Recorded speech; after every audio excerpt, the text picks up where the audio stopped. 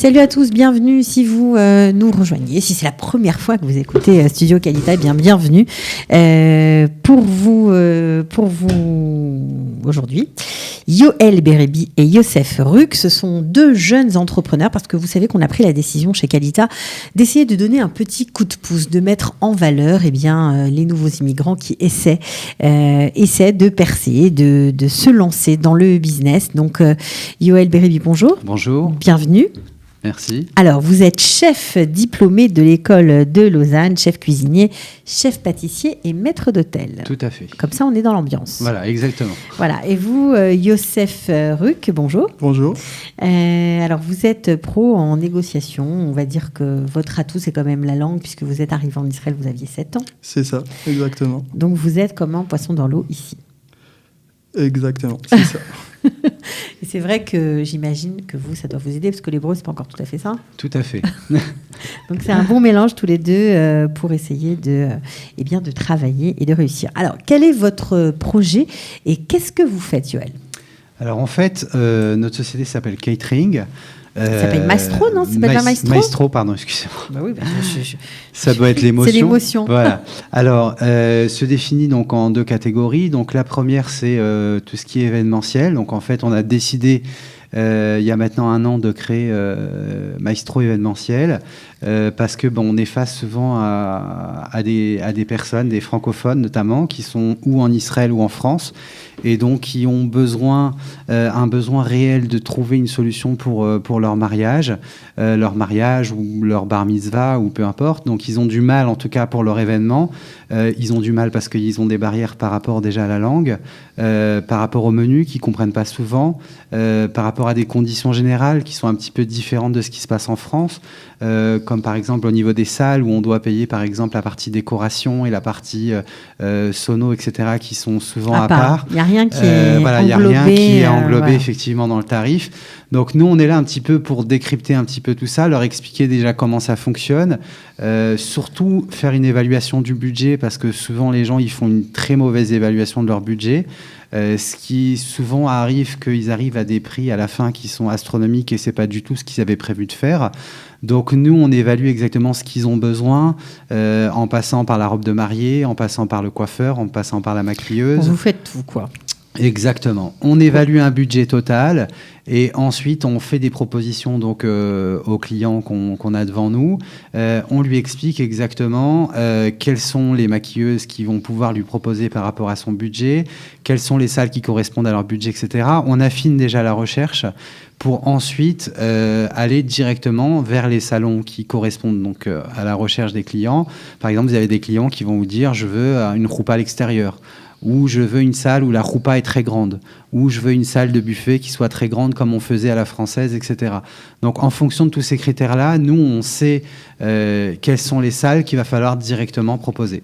D'accord. Alors donc, j'imagine que Youssef, c'est là que vous rentrez en ligne de compte, puisque c'est vous qui allez négocier avec nos amis patrons de salle, qui sont israéliens, qui ne parlent pas du tout le français. Donc vous allez un peu... Ça, c'est mon travail. En fait, je vais aller voir les salles. J'essaye de négocier le maximum parce qu'en fait aussi nous, c'est important de le dire, on ne prend pas de commission sur le client, on est payé par les salles. Alors en fait moi ça c'est mon travail, je négocie les salles, également aussi les DJ, les photographes, tous les... Donc vous travaillez avec tous les corps de métier qui font partie de ce qu'on appelle le monde de la fête, on va dire ça comme ça.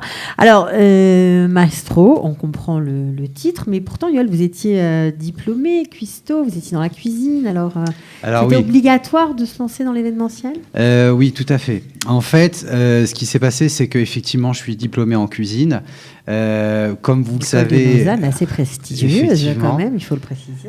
Alors, comme vous le savez, en Israël, malheureusement, il y a certains métiers où les rémunérations ne sont pas très importantes, notamment dans le métier de l'hôtellerie et la restauration.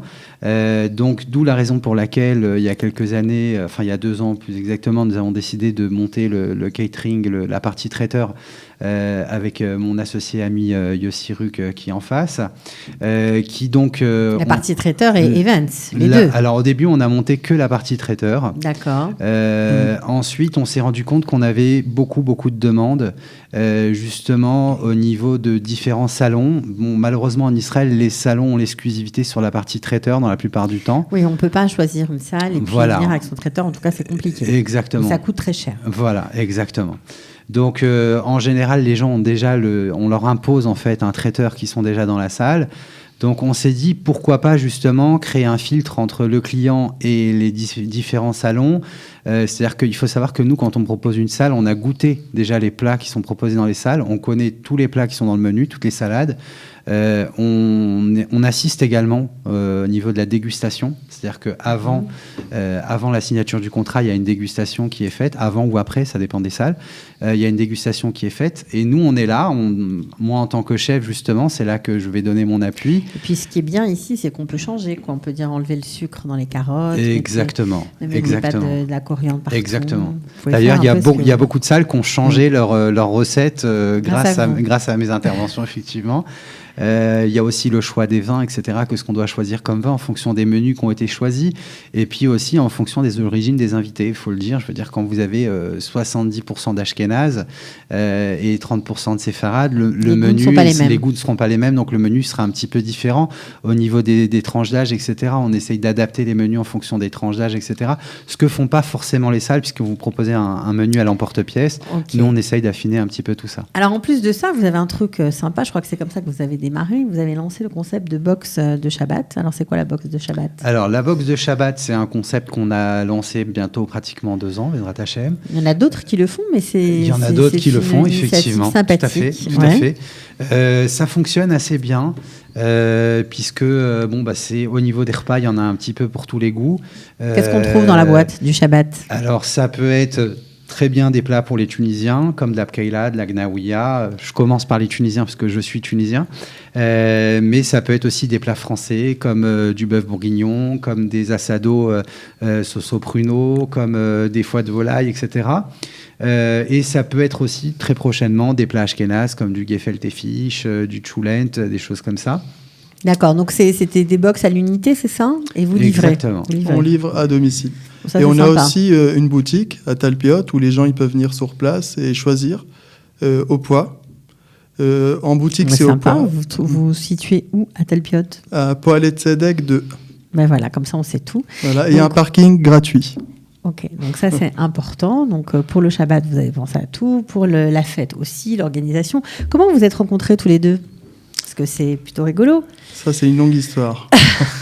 En fait, Yoël, c'est un ami de ma mère. Et moi, je me suis lancé après l'armée dans la cuisine. Mais c'était de la cuisine à domicile. La cuisine à domicile. J'étais chef à domicile. Je cuisinais chez les gens. Et j'avais besoin de quelqu'un qui a un chef. Un vrai chef. Un vrai chef, un chef français. Et c'est là que j'ai rencontré Yoël. Et c'est votre mère qui vous a mis en contact, parce que votre mère, par ailleurs, connaissait Yoël. Voilà. Et donc, du coup, vous lui piquez ses recettes. Exactement. Et puis, à force de lui piquer ses recettes, vous vous êtes dit peut-être qu'on peut faire quelque chose ensemble. En fait, comme le monde est petit, on ne s'est pas revus pendant 8 ans, c'est ça à peu près non, pas 8 ans, j'exagère. 8 ans quand même, 4 ans. 4 ans, ouais. On ne s'est pas revus pendant 4 ans. Moi, j'avais plus de ses nouvelles. Bon, la vie fait que j'avais plus de ses nouvelles. Il n'avait plus des miennes. Et puis, un jour, j'ai rencontré sa femme. D'ailleurs, je ne savais même pas qu'il était marié. Et j'ai rencontré sa femme par hasard qui vendait des foulards.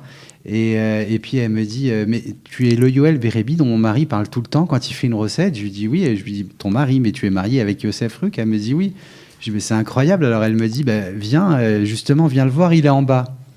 Et elle me dit, tu sais, il aimerait bien monter un truc. Et puis moi, justement, j'étais à une période où, justement, je voulais monter quelque chose, mais il fait que tout seul, j'avais pas la force de le faire. Et lui, c'était pareil. Et il s'avère qu'il habitait dans ma rue. Ouais, ça fait Voilà, beaucoup de donc coïncidences. C'était vraiment... Voilà, Mishamaim, comme voilà. on dit. Voilà, et donc chacun, vous avez mis vos compétences qui sont complémentaires, a priori. Tout à fait. Mais quand même, chacun connaît un peu le domaine de l'autre. C'est ça qui est Tout sympa. à fait. Ensemble. Et puis, depuis 1 an et demi, vous avez monté ce petit business Maestro Event, Maestro Catering. On peut aussi vous trouver sur Facebook. C'est dur, la restauration, l'entrepreneuriat. Qu'est-ce qui est le plus difficile pour vous ? Ah bah oui, il faut que je pose un petit peu des questions pièges, il faut dire la vérité. Le plus difficile, on va dire, c'est trouver des clients, c'est quoi, c'est d'être compétitif. Je vais vous résumer ça en une petite blague, on va dire. Non, en fait, ce qu'il faut comprendre, c'est qu'en Israël, rien n'est acquis, mais bon, ça c'est partout dans le monde, mais on va dire que c'est un petit peu plus difficile. C'est-à-dire que quand vous commandez, par exemple, des nappes, alors au début, pour nous, c'est logique, on commande des nappes en France, bon, on reçoit des nappes repassées. Voilà, ici, vous recevez des nappes, elles sont pliées en 13, donc elles ne sont pas repassées. Quand vous louez des verres, vous pensez qu'il faut... non, il vous dit il faut les polish, il faut faire le polish. Oui, d'accord, faire le polish. Donc, c'est vrai que... On n'est pas en Europe. Voilà, on n'est pas en Europe. Voilà, il faut repasser derrière chaque chose et vérifier que chaque chose soit faite. Après, c'est un... Alors là, c'est le Français qui travaille avec des Israéliens qui grognent, mais l'Israélien qui travaille avec les Français. Alors J'avoue que c'est vrai. Et même un jour, quand j'ai demandé ça à un Israélien, pourquoi c'est comme ça ? Ça ne devrait pas arriver. On perd beaucoup de temps. Il m'a répondu, Rachel bitra aktana. Bon, c'est un petit chidouche. Vas-y. En fait, Rachel bitra aktana. Pourquoi il avait besoin de dire Rachel bitra aketana, rajouter ketana ? Il aurait dit Rachel, sans rajouter bitra, votre fille, petite fille. Alors, en fait, et pourquoi il a rajouté Bitra Aktana ? Parce que pour pas, Chazve Shalom, il voulait pas que Rachel, s'il a une autre Rachel, qui donne l'autre Rachel. Bitra, que ce soit en fait pas sa fille. Il devait rajouter Bitra pour pas qu'il donne une Rachel qui est pas sa fille. Et Aktana, que ce soit la plus petite. En fait, en gros, c'est pour pas avoir des embrouilles. Alors, pour pas qu'il se trompe, il avait besoin de Mamash de dire Bidiouk. Ce qu'il voulait. Et ici en Israël, c'est pareil. Ouais, c'est-à-dire qu'ici, on ne répond pas à la question qu'on ne pose pas en Israël, c'est ça ? On n'obtient pas ce qu'on n'a pas demandé, même si ça tombe sous le sens, a priori, pour un Européen. Ici, rien ne tombe sous le sens. Et c'est pas mal au moins, parce que quand on veut quelque chose, on le dit et puis on l'obtient.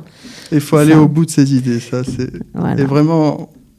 La deuxième plus grosse difficulté aussi, c'est au niveau des employés. C'est-à-dire que en France, c'était assez facile quand vous faisiez une réception, vous preniez un maître d'hôtel, vous lui dites j'ai besoin de 10 serveurs, il était formé, vous n'avez rien à faire. Ici, il faut transpirer. Ici, il faut tout leur expliquer de A jusqu'à Z, quand est-ce qu'on débarrasse, comment on fait pour porter des assiettes. C'est comme si on avait des apprentis tous les jours, quoi. Donc, alors, mais qu'est-ce qui est bien ? Qu'est-ce qui vous réjouit dans ce travail ?